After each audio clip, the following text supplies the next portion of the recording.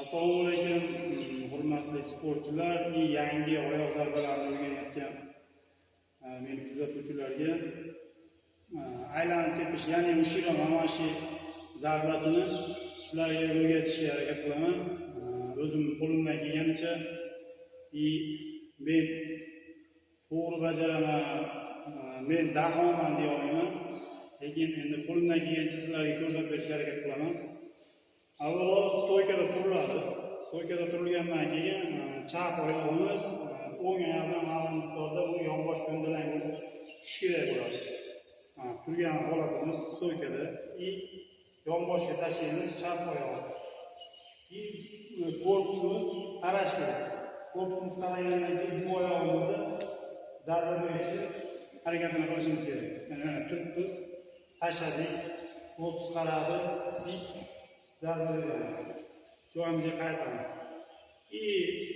Yana bir turi bor, aylanib oyoqning tag qismi bilan yuzga tepish zarbasi bo'ladi aylanib.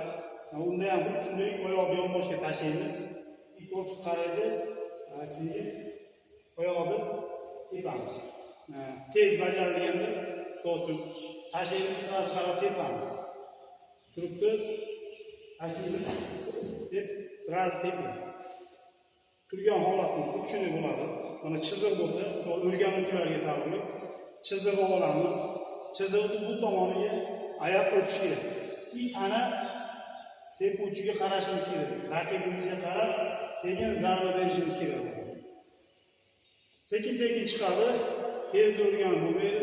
Qancha ko'p rahga qilinsa, qancha ko'p tepilsa, shuncha udar mukammalroq bo'lib chiqadi.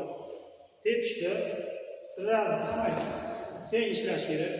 Korpus, oyoq, hamma yo'q. Kalla, yuz burilishlari, so'ng raqibimizni ko'rishimiz kerak. Agarda buni yerga tashlab oladigan bo'lsak, bu tomonga tepib olishimiz kerak. Turibmiz, oyoq tashlab tepdik. Xuddi shu holatda bajardik. Hammalarga rahmat.